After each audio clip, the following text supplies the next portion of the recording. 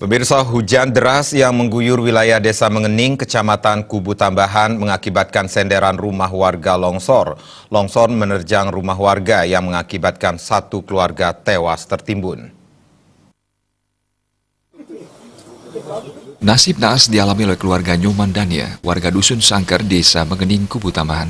Wayan Dania kehilangan anak, menantu, dan dua cucunya setelah tembok penyangga rumahnya menimpa rumah sang anak yang berada di bawahnya. Korban tewas diidentifikasi sebagai Ketut Budi Kaca, usia 33 tahun, Lu Sentiani, usia 27 tahun, dan dua anaknya yakni Puturi Kasih, usia 9 tahun, dan Kadek Sutama, usia 5 tahun. Keempat korban ditemukan tertimbun material longsor dengan posisi masih di tempat tidur.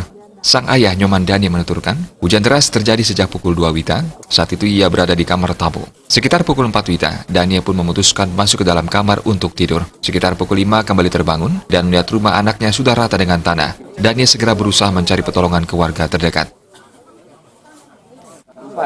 Pak katanya sempat nengok anaknya jam sebelumnya kejadian belum tidak sempat menengok rumahnya, tinggal di atas sini di rumah bapak. Mungkin apa jam dulu gitu, pesu apa? Sebab pesu jam dulu bal sujane, begitu negak di kamar tamu, kan di tengah 4, begitu masuk kamar tidur. Maru jam 5 maru bangun pelaku galang. Dulu jam tidur balas hujannya Pak? Kira-kira jam 2 baru mulai.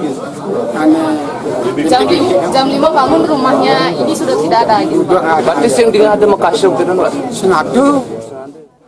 Terkait situasi terkini rumah korban, banyak warga membantu untuk membuat tetaring. Bahkan beberapa personel diterjunkan untuk membantu mencari benda-benda yang masih bisa dipergunakan.